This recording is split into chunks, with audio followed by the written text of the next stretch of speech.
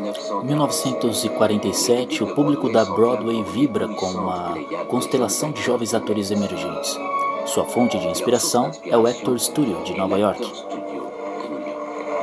Ele traz uma nova dimensão ao realismo. Can I help you, ma'am? Hurry. They told me to take a streetcar in Desire. I have never done anything right.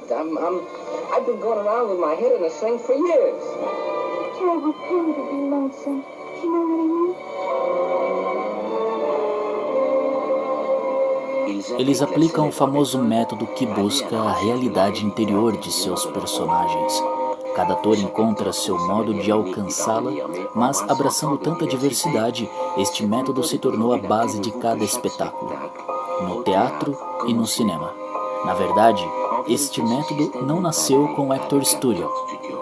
Ele apenas traduziu a inspiração de um homem que vinha de uma outra época, de outra cultura e de outra parte do mundo. Para descobrir aquele que moldou esta arte, voltemos-nos para Moscou no final do século passado. Para um homem que foi uma das maiores figuras de sua época. O ator, diretor, professor e fundador do lendário Teatro de Arte de Moscou. Com vocês, Konstantin Stanislavski. Desde sua morte há 50 anos, ele permanece um enigma, endeusado e rejeitado consecutivamente. Ele foi o primeiro a codificar em detalhes o trabalho do ator e torná-lo um método, venerado por uns e cruelmente julgado por outros. Suas teorias geraram intermináveis controvérsias. Mas uma coisa é certa, Konstantin Stanislavski, seu teatro e seu método foram imortalizados. Mesmo se o mundo à sua volta se despedaçava com a guerra. Enquanto seu país era destruído pela Alemanha, o que o povo russo desesperançoso e faminto debruçava o czar em nome de uma utopia, Stanislavski estava no cenário da história.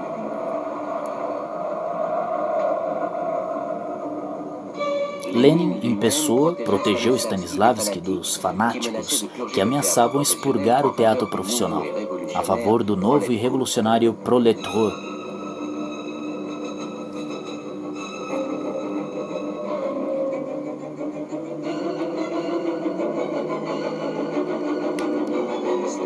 Stalin vinha pessoalmente conferir a retidão das produções do teatro.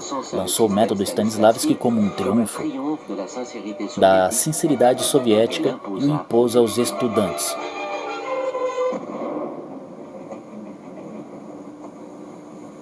Com o fim do sistema soviético, podemos retirar uma a uma as camadas místicas a partir de uma busca de Stanislavski, o homem, inventor da encenação teatral, arquiteto da ópera moderna e criador do primeiro método de interpretação. O que aparece para nós é um homem cuja realidade é maior do que o mito, um artista cujas ideias eram tão fundamentais que sobreviveram ao regime que tentou manipulá-las.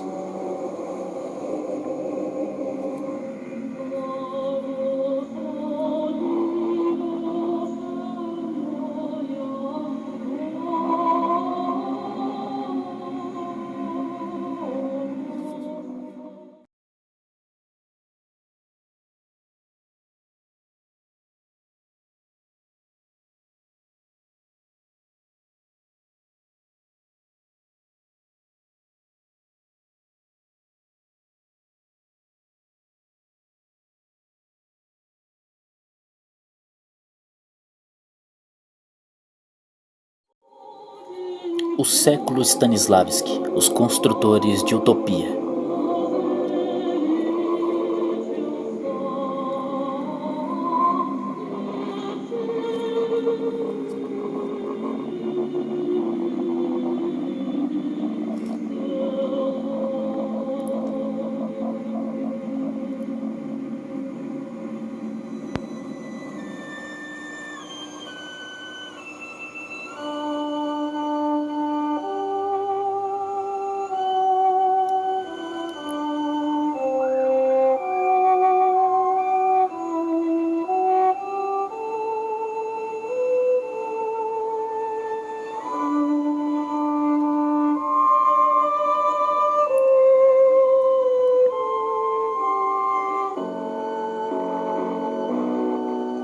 Eu nasci durante uma transição entre duas épocas.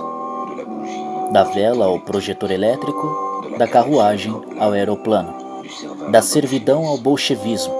Assisti a muitas mudanças. Ao rever os caminhos que percorri em minha vida artística, tenho vontade de me comparar a um garimpeiro que precisa lavar toneladas de areia e de pedras para finalmente encontrar algumas partículas do nobre metal.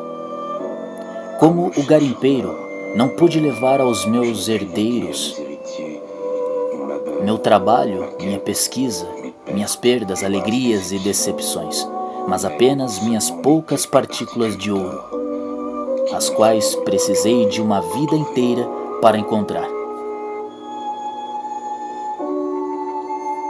Konstantin Sergeyevich Alexiev nasceu em 1863. Ele pertencia a um mundo privilegiado. Veio de uma grande família de industriais com um estilo de vida próximo ao da aristocracia. Os Alexiev tinham grandes propriedades fora de Moscou. Konstantin passou sua infância aqui, em Lyubimovka.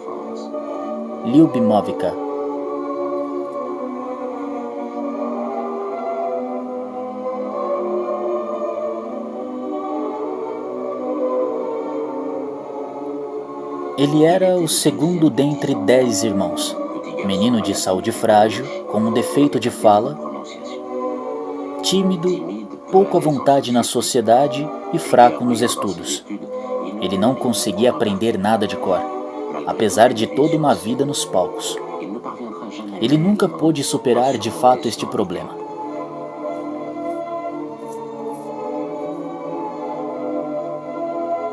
Konstantin parecia destinado à mediocridade. Seria ele capaz de suceder o pai e ao avô, fundadores de um império industrial?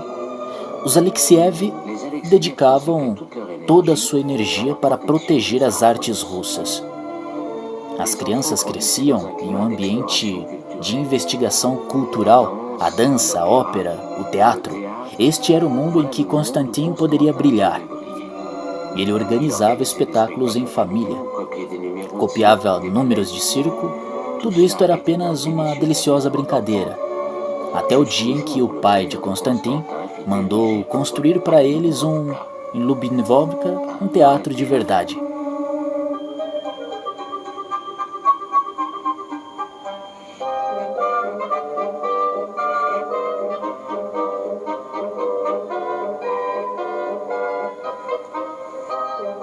Konstantin brilhava, tinha encontrado seu caminho.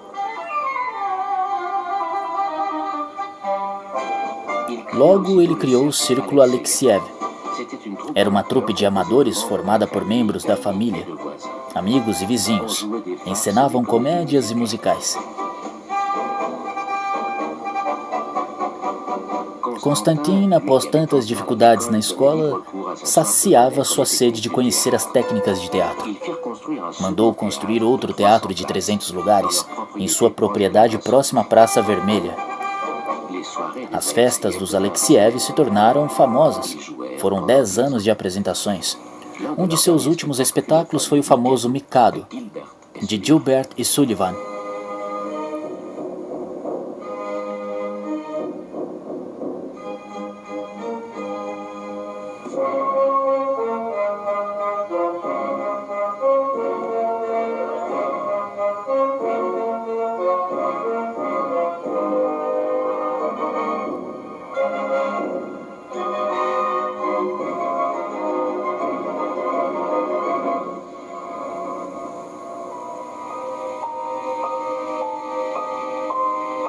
Aos 16 anos, Konstantin deixou a escola para trabalhar na empresa da família.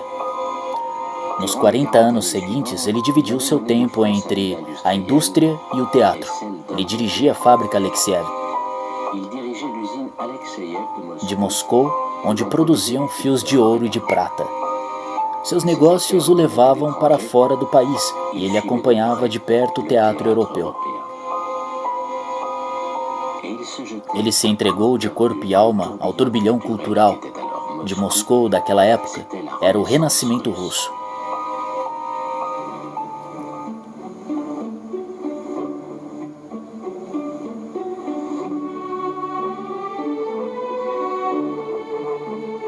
Mussorgsky, Glazunov, Mikhail, Nikolai Rimsky, Korsakov, Anton Nikolai Rubinstein, Piotr Tchaikovsky passavam as rédeas para uma nova geração.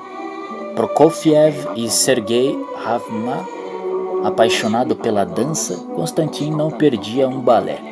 Uma bailarina promissora, Anna Pavlova, começava a chamar a atenção.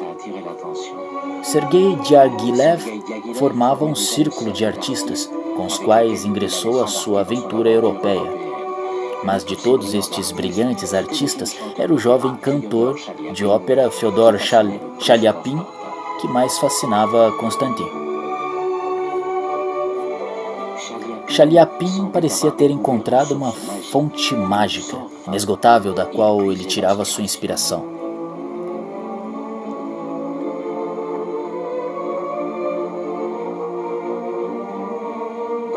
No mundo do teatro, Konstantin se voltou para os maiores atores da época, os quais estudava intensamente.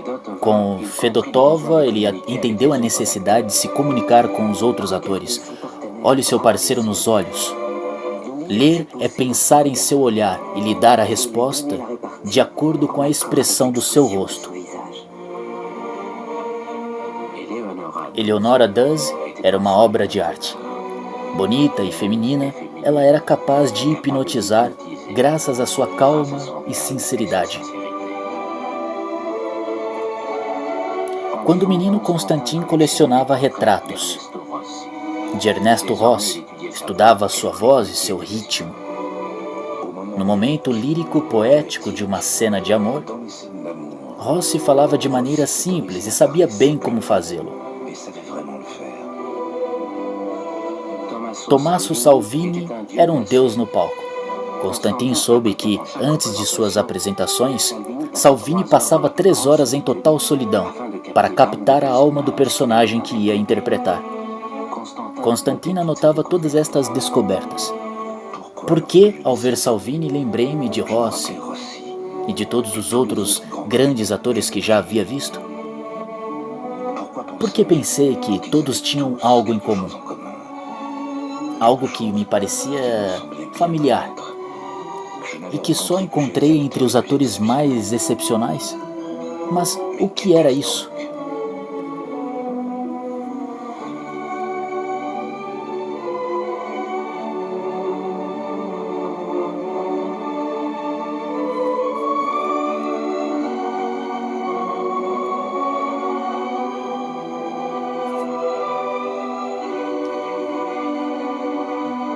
Em Moscou, o Teatro Imperial Mali foi a sua universidade.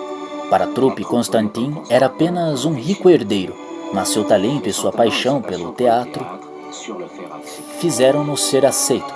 Este teatro era conhecido como a Casa Ostrovsky, nome de seu diretor.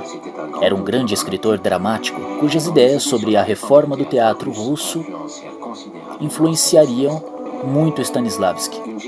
Uma geração antes, o ator sérvio Mikhail Shekbin tornou o teatro Mali famoso ao introduzir pela primeira vez a formação de ator. Um ator não pode se contentar em imitar a vida. Deve se entregar por inteiro, criar seu personagem como um ser vivo, abrindo mão de sua própria experiência. Konstantin não era um ator nato. Consciente dos limites de sua originalidade, ele aprimorou vários truques, selecionando as melhores ideias dos outros. A visita da companhia de Saxe-Meiningen teve grande impacto. Aprendeu a usar efeitos de multidão ou ainda truques de luz para disfarçar a fraqueza de um papel ou de um diálogo. Pela primeira vez, ele viu atores que, juntos, atendiam ao objetivo do diretor. Tudo isto foi registrado para ser depositado no que ele chamava de o baú do ator. Foi o início da encenação.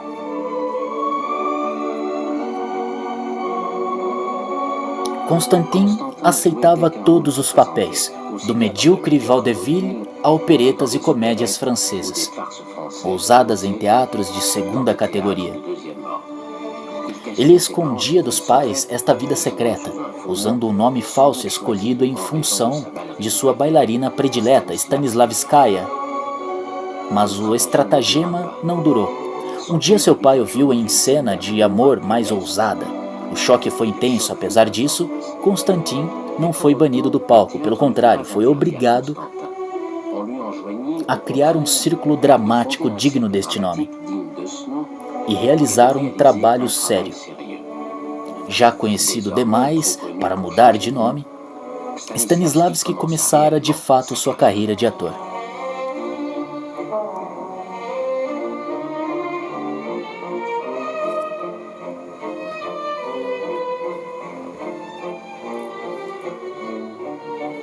No final da década de 80, no século XIX, Stanislavski tornou-se um dos atores mais famosos.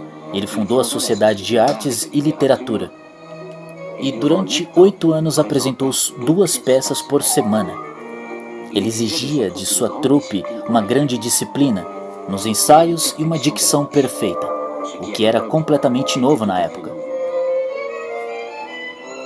Sua trupe de amadores era inovadora. Ele abalava a estagnação do cenário profissional da época, em que os atores ficavam no centro do palco e declamavam de cabeça erguida com grande eloquência.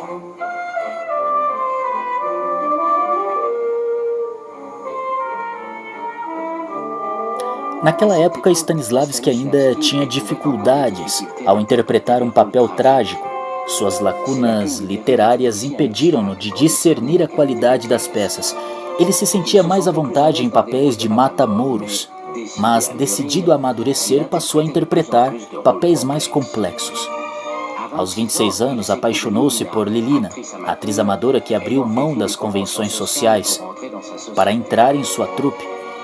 Ela se tornou uma das melhores atrizes da Rússia. Eles se casaram em 1889. Por 50 anos, Lilina foi musa e confidente de Stanislavski.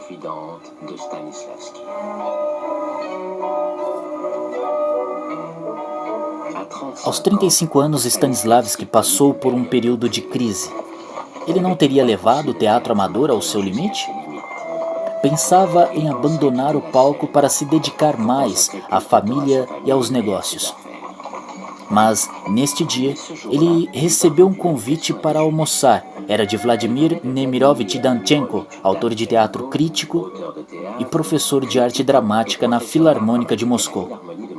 Não sabia os motivos do convite, mas conhecia a reputação de Nemirovich, grande intelectual que, como ele, queria reformar o teatro russo. O encontro se fez no Stanislavski Bazar, um grande restaurante local sagrado da inteligentsia de Moscou.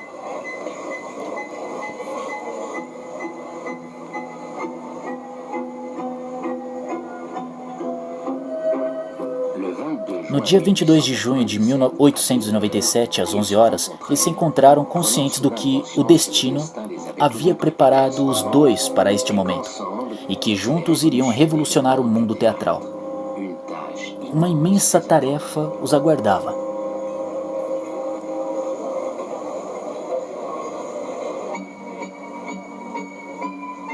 Nemirovich vinha de uma família pobre do interior.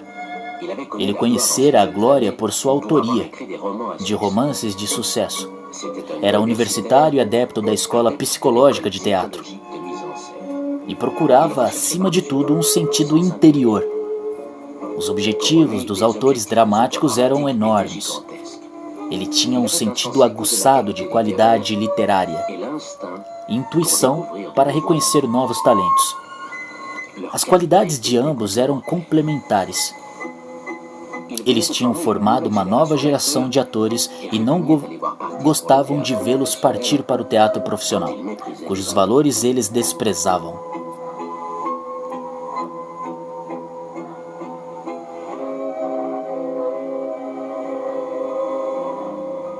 Stanislavski seria o sócio ideal, um homem único, por não estar contaminado pelo teatro profissional. Juntos, eles planejaram um corte radical com o passado. Fundaram um teatro para o povo, financeiramente independente. sem compromissos com os fins literários. Eles projetaram o casamento ideal entre palco e literatura. Começava a nova era. A virada do século gerou a necessidade de inventar novas ciências e novos pensamentos, humanismo, investigação espiritual e busca mística. Enquanto o homem dominava a natureza, a superfície do espírito era explorada.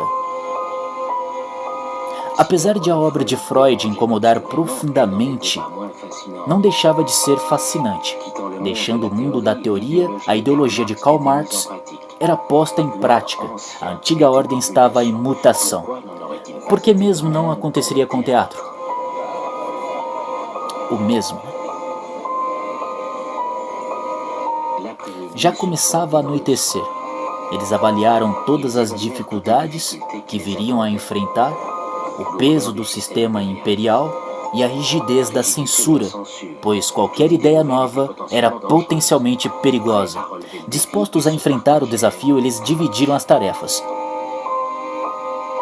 Stanislavski seria diretor artístico e responsável pela criatividade e pelo controle das produções. Nemirovich controlaria o repertório, a administração do teatro. Que mudanças eles iriam trazer?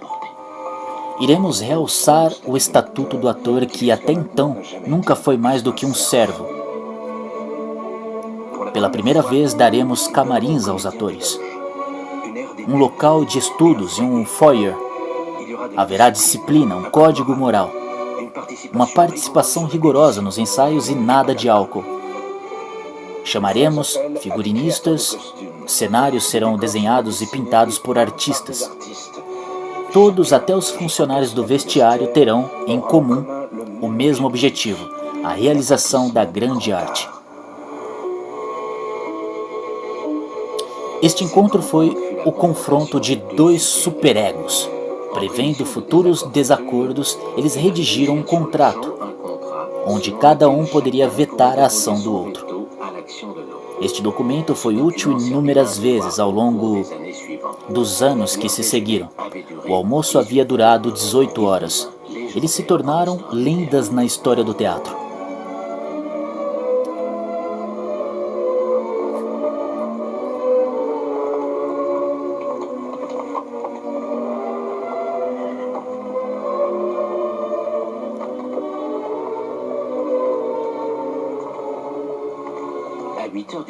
Às 8 horas da manhã foram à propriedade de Stanislavski.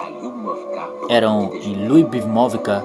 Haviam preparado um trabalho gigantesco, um manifesto para o futuro do teatro, e não só na Rússia. Mais tarde, ele seria aplicado mundo afora. Como assim o é, até agora. A associação entre Stanislavski e Nemirovich durou 40 anos. Suas vidas estavam inexoravelmente ligadas, mesmo se, durante todo este tempo, eles nunca se tornaram amigos. Estavam unidos pelo sentido do dever, para levar até o fim a missão que se comprometeram a cumprir.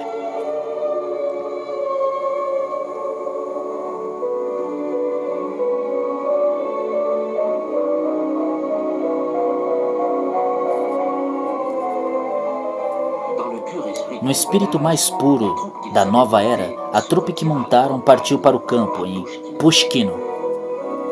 Eles tinham reunido os melhores estudantes de Nemirovich e os melhores atores amadores de Stanislavski, que tinham convencido a virar profissionais. Durante todo o verão, viveram trabalhando nos campos, se revezando na cozinha. Eles nadavam, caminhavam e liam poesias. De manhã à noite ensinavam uma granja reformada, ensaiavam. Tínhamos de conseguir a qualquer preço. A imprensa nos dizia que caminhávamos para o fracasso, que éramos apenas amadores e que nosso projeto era um mero capricho de um comerciante desenganado.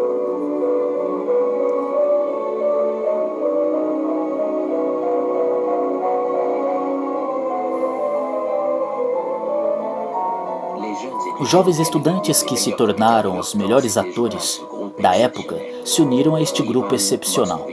Ivan Mojvin, fiel a Stanislavski, Olga Knipper, que se casaria com Chekhov, Lilina, que voltou ao palco após a maternidade. O público a adorava. E o mais brilhante de todos, Vsevolod Meyerhold, discípulo de Stanislavski, que mais tarde se rebelou. Meyerhold, biomecânica. Para manter a promessa de qualidade cênica, um dos pintores mais respeitados de Moscou foi contratado. Ele também passou o verão em Pushkino. Para entrar na alma do teatro, era Viktor Simov. Seu trabalho foi vital para o sucesso do novo teatro. Nossos atores eram muitos inexperientes para que pudéssemos alcançar o sucesso. Por enquanto, tínhamos de escondê-los por trás do luxo, do figurino e dos cenários que impressionavam o público. Sob esta proteção, os atores teriam tempo de amadurecer.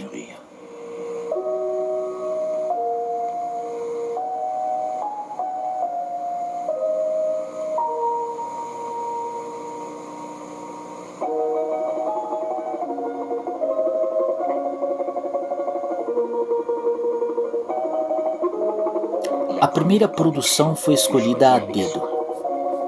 O drama histórico de Alexei Tolstói, Czar Fyodor Ivanovich. Em feiras e mosteiros, eles encontraram tecidos, trajes e tapetes. A partir disto, Simov criou um cenário extraordinário.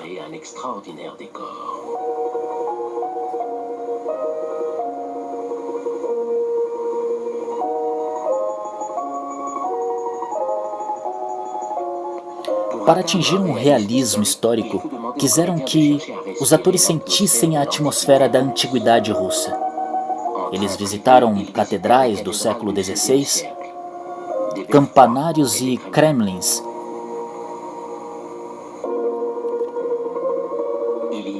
Foram 74 ensaios, o que era inédito naquela época. Era um grande espetáculo no qual Stanislavski teve carta branca para os efeitos de palco. Mas havia grandes riscos. A peça tinha passado pela censura, mas era politicamente perigosa. Dava a imagem de um czar fraco e indeciso, e não do homem infalível que o Estado apresentava. Era chegada a hora de mostrar ao público de Moscou o resultado de meses de trabalho. A trupe estava pronta. Naquela noite de 14 de outubro de 1918, no Teatro de Arte de Moscou, a cortina se abriu para o teatro.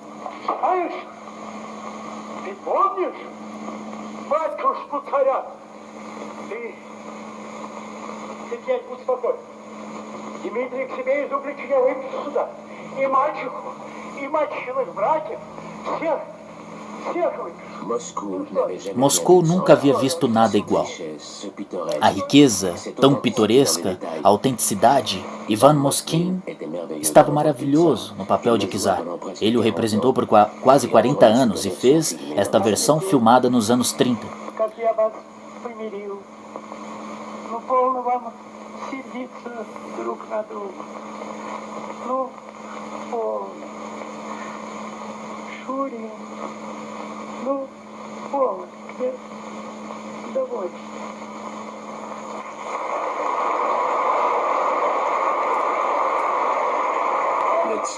O czar Fyodor foi um sucesso.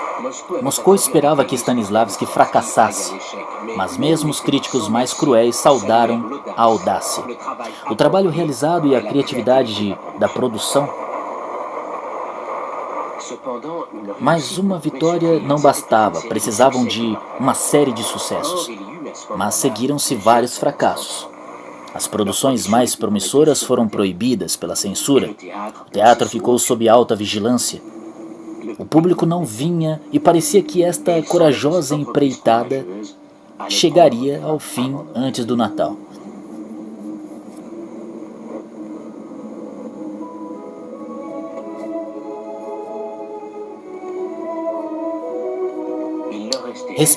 Restava-lhes dinheiro para apenas mais uma produção. Nemirovich sugeriu montar uma peça do seu grande amigo, Anton Chekhov. Stanislavski achou este risco absurdo e não via valor algum na obra de Chekhov.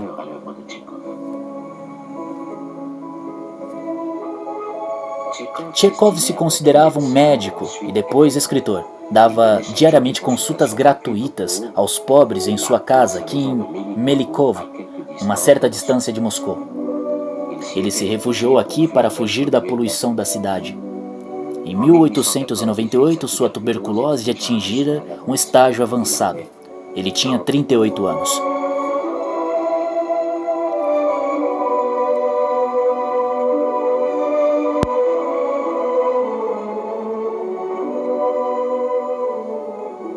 Chekhov já era muito famoso e muito querido pelo público russo por seus artigos e romances que descreviam tão bem a sociedade provinciana.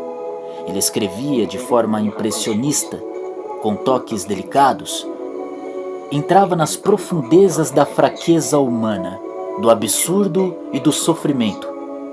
Melikovo, ele levava uma vida, era raramente visto em sociedade, uma vida simples. Sua peça A Gaivota havia sido um fiasco terrível em São Petersburgo. Este fracasso tinha sido muito duro para ele. No entanto, era justamente esta peça que Nemirovich queria montar em sua última tentativa de salvar seu teatro. O próprio Chekhov se mostrou resistente. Por que arriscaria outro fracasso?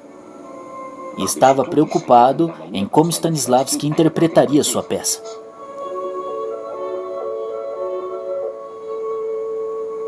Stanislavski estava desconcertado. Admitiu, não entendia a peça, ele a achava monótona, vazia, sem ação e pouco cênica. Considerava que ela não tinha nada a oferecer a um diretor de teatro. Como encenar esta peça estranha? Dizia ele. Como captar o inefável, o impossível, o não dito? Os segundos da vida em que se sente a interferência da eternidade? Deixando-se guiar por seu instinto, Stanislavski começou a traduzir em detalhes cada atitude, cada movimento dos personagens. Ele sentia que, ao usar a ação física, poderia revelar o estado interior da emoção e do pensamento. Ele introduziu elementos de ambientação cênica que se tornaram as bases da direção teatral moderna. Pôr do sol, ruídos de sapos, sinos ao longe. Nemirovich ficou impressionado com o resultado. Mais um exemplo extraordinário do instinto criativo de Stanislavski.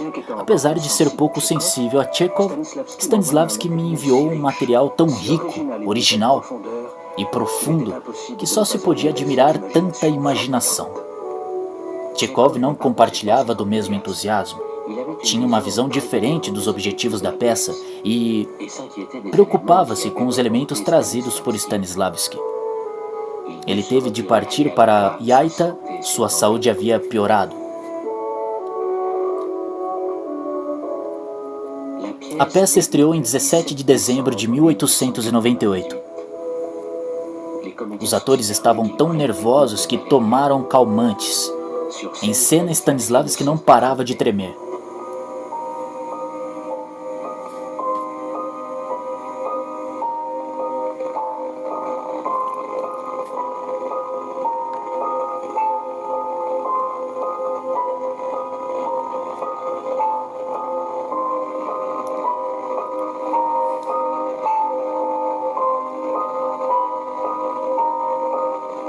Dos bastidores, os rostos se inclinavam para ouvir os primeiros assovios.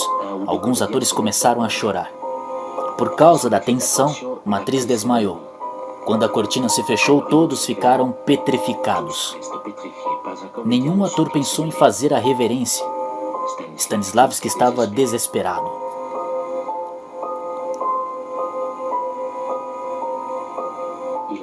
Reinava um longo silêncio extraordinário.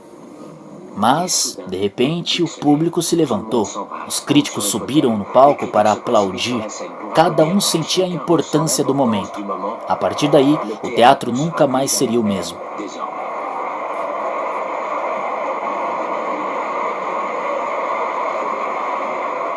A gaivota tornou-se símbolo do Teatro de Arte de Moscou. E é ainda hoje.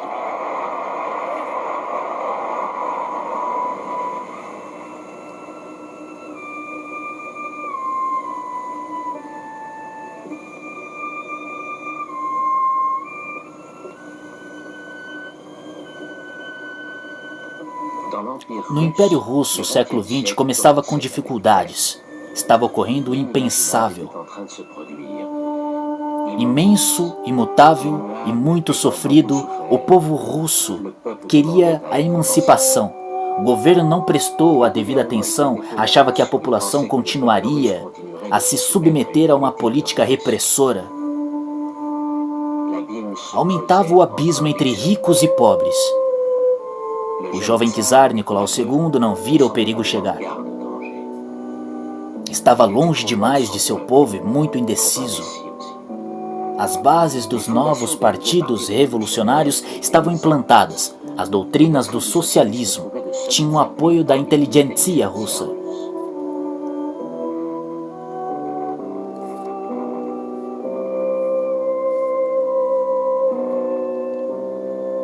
Foi nesta época que Vladimir Ilyich Lenin foi pela primeira vez ao Teatro de Arte de Moscou. Aplaudiu os esforços realizados para instruir o homem do povo e ganhou para a causa da revolução o mais rico e influente acionista do teatro de arte, Sava Morozov. Foi uma época cheia de perigos para o teatro de arte que, para as autoridades, tinha se aliado à esquerda. Houve muitos confrontos com a polícia. Nemirovitch foi ameaçado de prisão. O teatro de arte havia feito uma apresentação para operários, um ato ilegal sem permissão especial.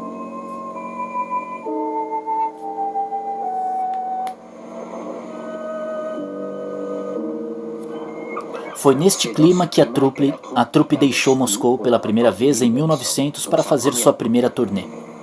Levavam sua nova peça Tchilvania para Yaita, balneário do Mar Negro onde Anton Chekhov tinha casa. Este clima mais suave era indicado para sua tuberculose, que evoluía rapidamente.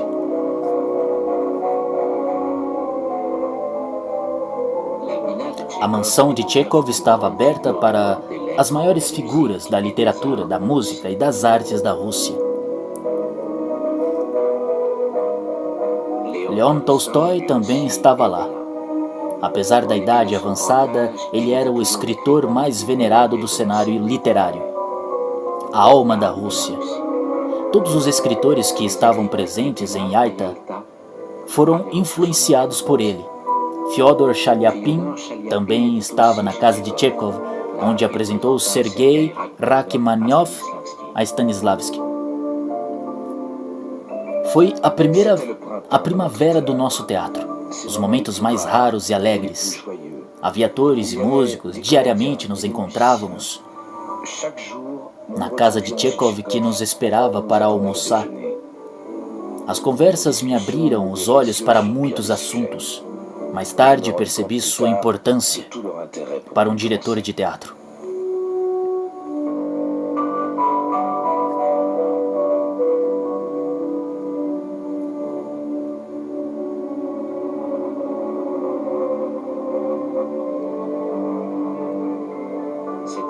Era extraordinário ver todos estes gênios reunidos, trocando ideias e apresentando suas novas obras. Na sala do Teatro de Arte de Moscou, há um quadro que comemora esta primavera de 1900.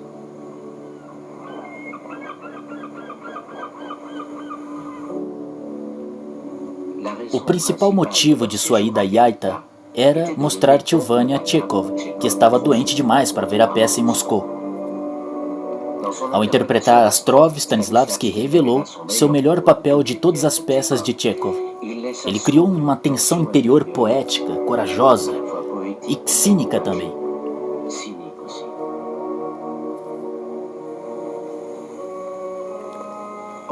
Aprimorando uma sequência de ações físicas, pôde expressar as nuances psicológicas mais sutis, transformou as pequenas coisas do cotidiano em ações cênicas carregadas de sentido. Afastando suas dúvidas, Tchekhov finalmente reconheceu: agradeço aos céus por ter encontrado em minha vida esta ilha maravilhosa que é o Teatro de Arte de Moscou. Convidado por Tchekhov em Yaita, Gorky confessou que, ao ver Tchuvania, chorou como uma criança. Assim, Gorky, escritor e inspiração da esquerda, entrou na esfera do teatro de arte. Stanislavski e Gorky se admiravam mutuamente. Konstantin lhe pediu para levar ao palco sua visão da Rússia contemporânea. A primavera de Yaita havia marcado outros destinos. Olga Knipper e Anton Tchekhov anunciaram seu casamento. Seu amor era comovente, e sabiam que tinham pouco tempo juntos. Outra atriz, Maria Andreava, a divina, tornou-se amante de Gorky e sua cúmplice política. Ela ia deixar seu marido, o chefe militar de Moscou, para organizar a revolução nas ruas. Companheira! Assim chegou ao fim esta aventura de um mês. Tchekhov e Gorky prometeram escrever para o teatro de arte. Extraído, o exaltado Stanislavski seguiu com a turnê para o norte.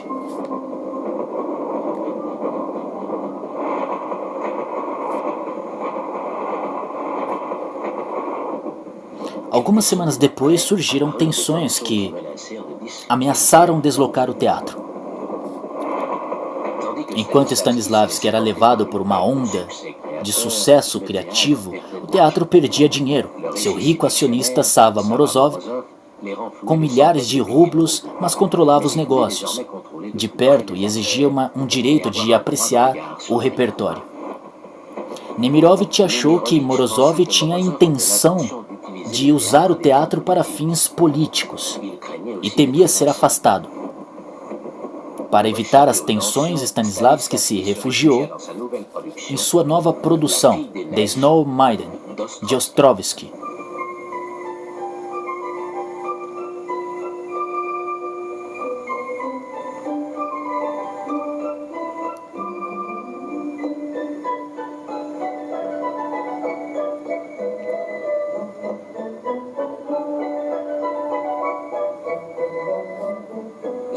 Segundo o sistema já clássico de Stanislavski, era preciso viajar no passado da Rússia.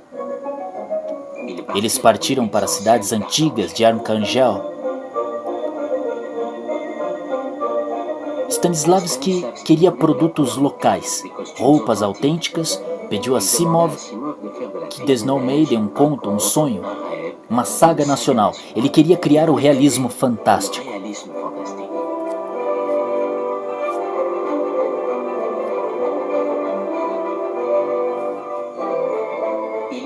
Foram 103 ensaios. O custo da produção era enorme. Stanislavski passou dos limites. Sobrecarregou a peça de detalhes, o que prejudicou o texto. A história ficou enfraquecida pelo excesso de efeitos.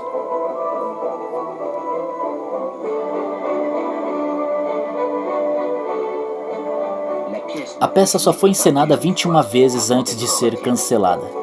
Era deslumbrante, uma festa para os olhos, mas Stanislavski havia cometido um grave erro. Enganou-se quanto à expectativa do público, que não se sensibilizou. Meyerhold fez o seguinte e definitivo comentário: The Snow Maiden está fora de moda. Nestes tempos conturbados que vivemos, quando tudo desmorona ao nosso redor, a simples beleza não basta.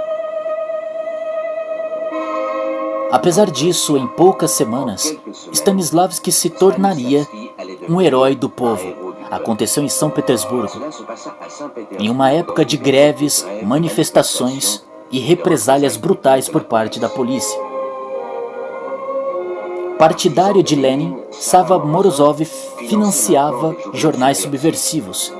Ainda era a eminência parda de Stanislavski. Convencera-o de a representar à beira de uma revolução muito importante. A tensão na cidade era ardente. Naquele dia houvera um massacre nas ruas e manifestantes ocorriam para o teatro. Eles souberam que o teatro de arte era seu parceiro de armas. Em O Inimigo do Povo de Ibsen, Stanislavski fazia o papel de Dr. Stockman, homem só diante das adversidades para defender um princípio. No último ato, em farrapos e desgrenhado, com as roupas rasgadas por uma multidão hostil, ele pronuncia estas palavras: "Não se veste roupa nova quando se vai combater, pela liberdade e pela justiça." Mal pronunciou estas palavras, nascia uma sintonia entre Stanislavski e o público. De repente, ele se tornou um símbolo da revolução.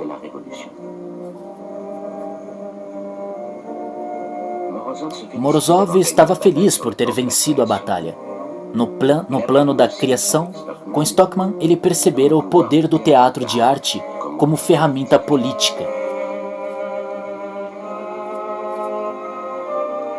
Até então, eles se apresentavam em teatros alugados, mas Mozorov resolveu lhes oferecer uma casa, que seria seu teatro permanente.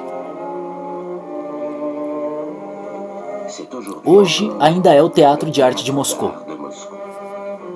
Entregou o projeto ao grande arquiteto russo Franz Sheptel, famoso por ter construído em Moscou estações, bancos e casas.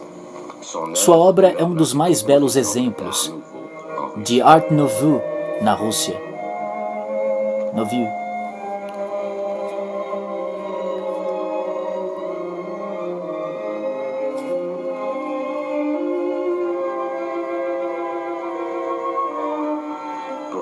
Para Stanislavski era a realização de um sonho.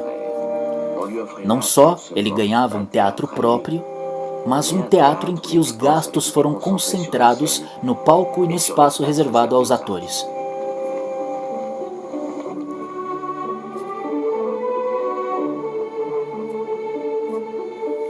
O foyer era simples e discreto, sem nenhum toque de cor, em cima de um alto lambris de grandes autores, poetas, autores e artistas, quadros.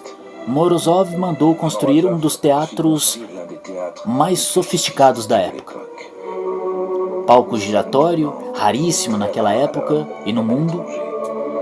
Sala revestida de madeira de carvalho para concentrar as cores no palco.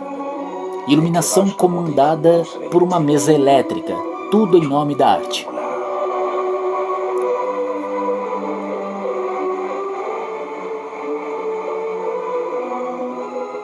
Pouco depois de sua abertura, o teatro enfrentou um novo desafio político.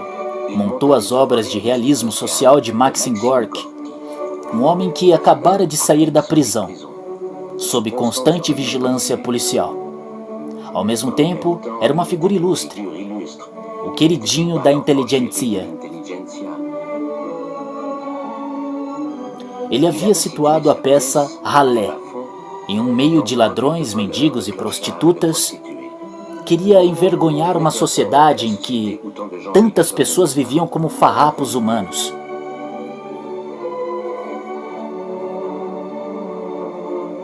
Como de costume, Stanislavski iniciou sua pesquisa local. Levou toda a trupe para a feira de Kryptov, em Moscou, para viver entre os párias da sociedade. Laboratório. Stanislavski interpretou Satin. Para criar seu personagem, inspirou-se na verdadeira história de um homem despossado. O sentido profundo da peça irradiava liberdade, a qualquer custo. Estas pessoas escolheram o mais profundo abismo em vez de viver segundo os códigos de uma sociedade injusta. Isso me lembra a minha família. Minha velha família. Na época da Grande Catarina, dos nobres originários da França, que serviram no exército e foram promovidos. Sob Nicolau I, meu avô Gustave de Brille ocupava um posto de comando. Ele era rico, tinha centenas de servos, cavalos, cozinheiros. Mentiroso, não tinha nada disso. O quê? Ele tinha uma casa em Moscou, outra em São Petersburgo, com carruagens. A peça foi um triunfo para o Teatro de Arte de Moscou. Este filme, rodado 20 anos depois com Vassili Kachov para o papel de Satin, preserva na produção de Stanislavski. Tinha sim, sua vadia. Avô, não tinha nada. Não tinha? Neste momento, Savna Morozov comprou a parte dos outros acionistas. Ele era praticamente proprietário do teatro e quis que seu protegido político Maxim Gorky, em pleno triunfo, se tornasse autor oficial e que todas as produções tivessem uma mensagem social. Nemirovitch jurou que nunca se submeteria, no grupo que chamava de Gorkiada. Mostrou sua determinação em uma reunião de conselho de administração, rasgando o contrato de Gorky. Gorky, que odiava Nemirovitch e seu trabalho, jurou que não tinha mais nada a ver com teatro de arte.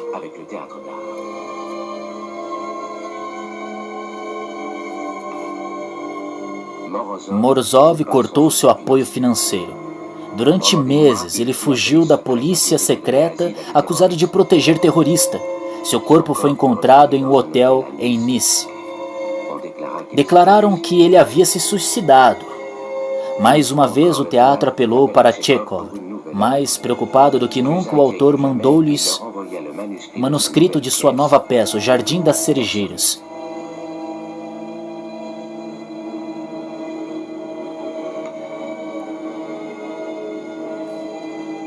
Stanislavski foi puro elogio. Mas para Chekhov, estes elogios podiam significar que a peça era ruim. Hoje ainda é um mistério. Como dois homens que nunca se entenderam puderam criar juntos tais obras-primas?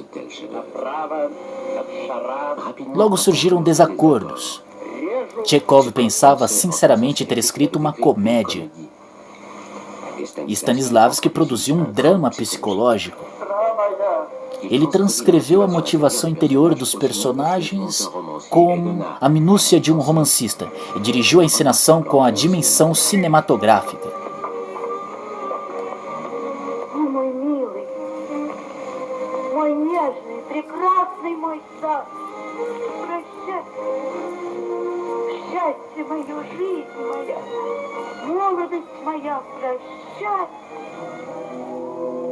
Na noite da estreia, Chekhov foi ovacionado. Ele estava gravemente doente e partiu para Baudeweiler, um spa alemão, onde morreu 6 meses depois, com uma taça de champanhe nos lábios. Stanislavski soube da notícia em Lyubimovka e ficou inconsolável. Nunca pensei ter por ele tanto apego, e que sua morte causasse em mim tamanho vazio. Não consigo esquecê-lo. Nosso futuro parece extremamente obscuro.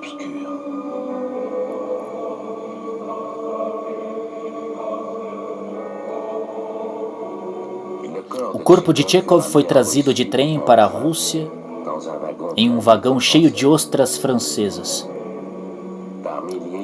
Aos milhares as pessoas se alinhavam nas ruas. Chekhov foi enterrado no mosteiro Novo Nevitch. Foi o fim de uma época.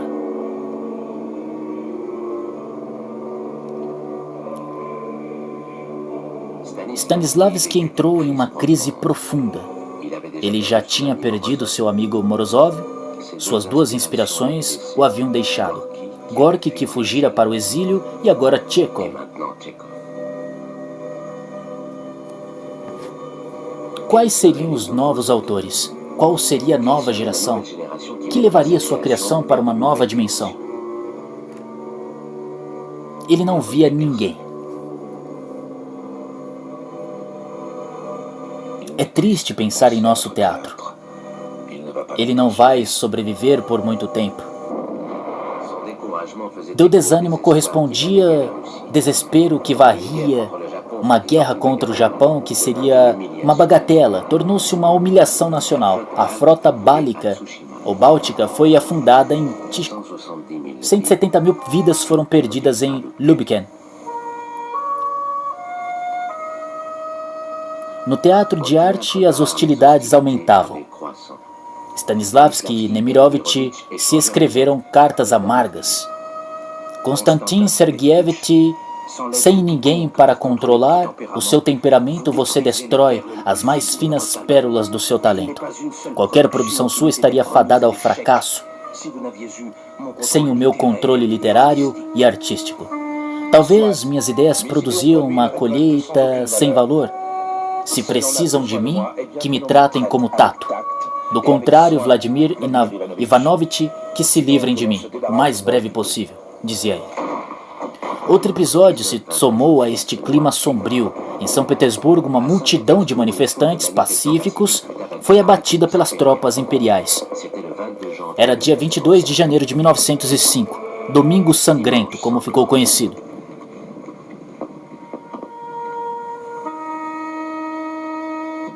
Neste período, Stanislavski tinha uma única esperança. Meyerhold, o estudante genial e indomável que havia deixado o teatro de arte em 1902 por considerá-lo institucional. Ele veio socorrer seu velho mestre e ofereceu ajudá-lo a realizar um sonho antigo, criar uma cadeia de oficinas de teatro em que experimentariam novas formas de interpretação. Stanislavski precisava deste espírito aventureiro.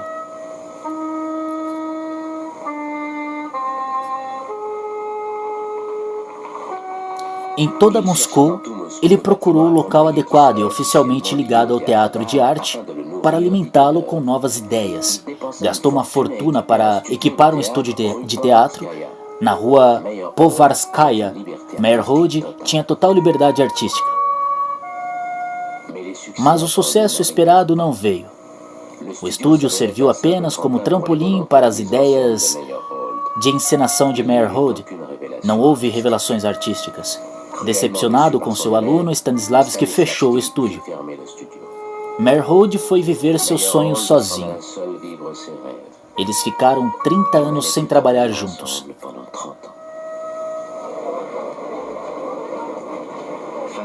Diante do caos em que a Rússia se encontrava, nada disso parecia importante.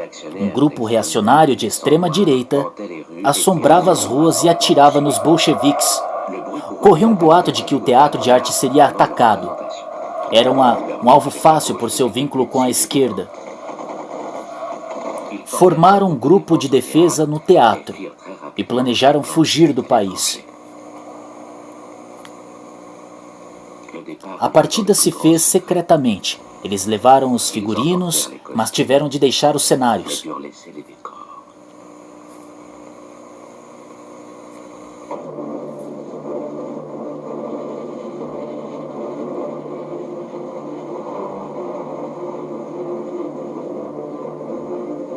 Em Berlim, Viena e Praga foi uma revelação. Em toda a Europa, os jornais descreviam essa trupe extraordinária. Encenavam peças antigas para eles, mas novas para os palcos europeus. Stanislavski era idolatrado.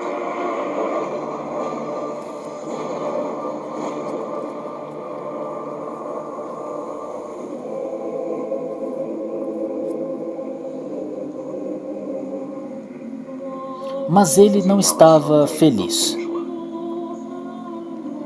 Aos 43 anos, ele se sentia acabado como artista, pois atuava em um estilo realista, que sabia estar ultrapassado. Era preciso encontrar outra coisa. Ele reuniu todos os seus cadernos, suas anotações, análises e trabalhos de direção. o resultado de 30 anos de atividade teatral. E ele partiu para se isolar na Finlândia. Durante minha vida de ator, pude reunir muito material sobre as técnicas de teatro. Tudo estava desordenado, era preciso selecionar, avaliar e organizar em prateleiras mentais. Era preciso trabalhar este material bruto, polir e torná-lo fundamento da nossa alma.